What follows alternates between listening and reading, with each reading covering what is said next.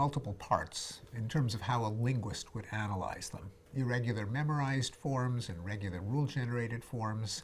If there's a distinction between phonology, namely the accent or sound pattern of a language, and morphology, namely conjugation and declension, and syntax, the arrangement of words, could we expect to find these distinctions in different systems in the human brain?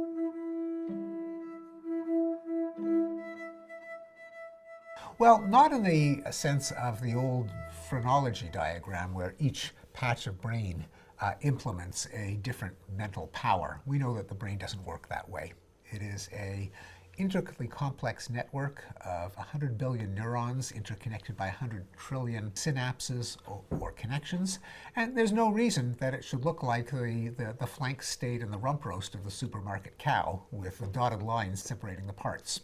And mapping the mind to the brain is one of the great frontiers of science, of human knowledge. We've tried to make a stab at it by looking at some of the major distinctions in language to see if we can map out some of the brain circuits that implement them.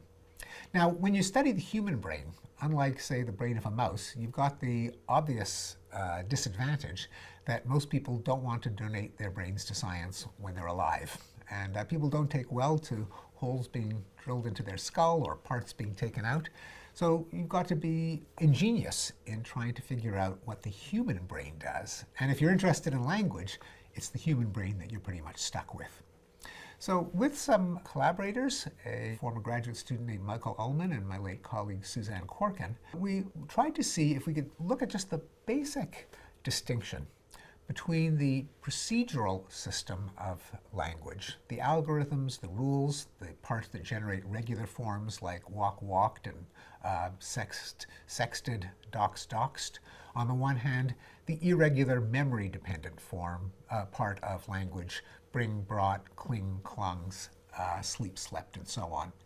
If we were right that this division within language is really a division in our psychology, and ultimately a division in our brains, then we should be able to see it using some of the indirect techniques that neuropsychologists use.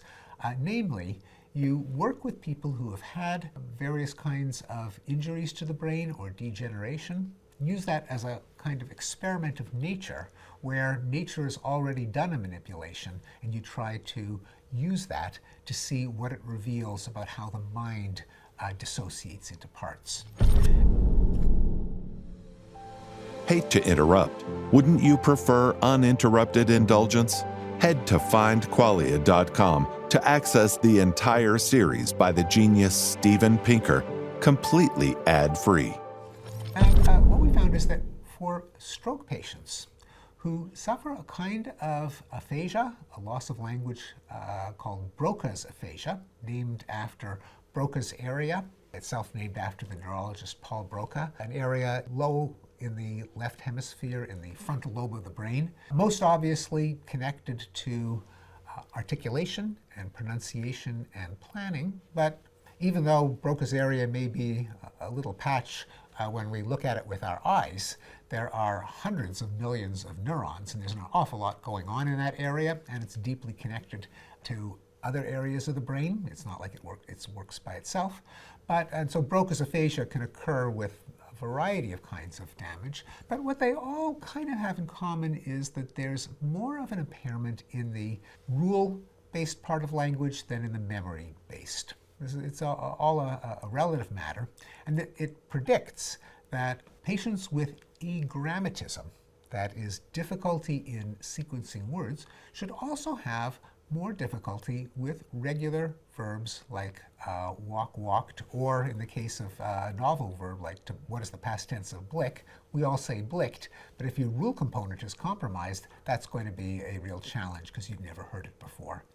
In contrast, we could look at a form of aphasia following injury to a different part of the brain, more the posterior left hemisphere, that results in a condition called anomia, that is lack of names, in particular nouns, where these patients will often be quite fluent, unlike Broca's patients who are halting and stumbling in putting words together. Patients with anomia are perfectly fluent, but they have horrible word-finding difficulty.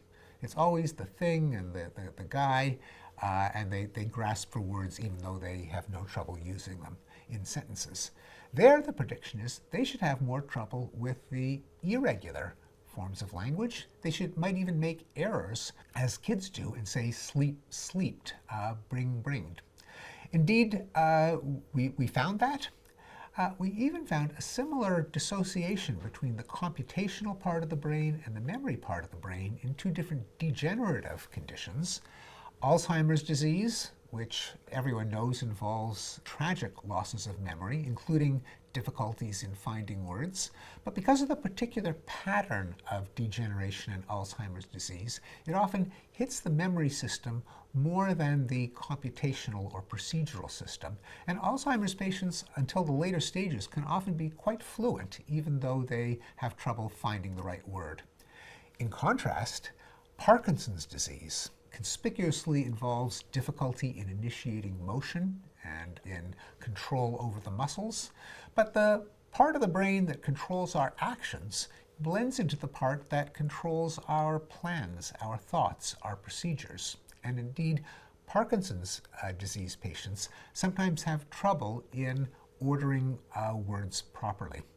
We thought, well, if we're right that the irregular part of language is more memory-based, the regular part is more procedural-based, we should see different patterns of errors in patients with Alzheimer's and Parkinson's disease, and indeed, that is what you find.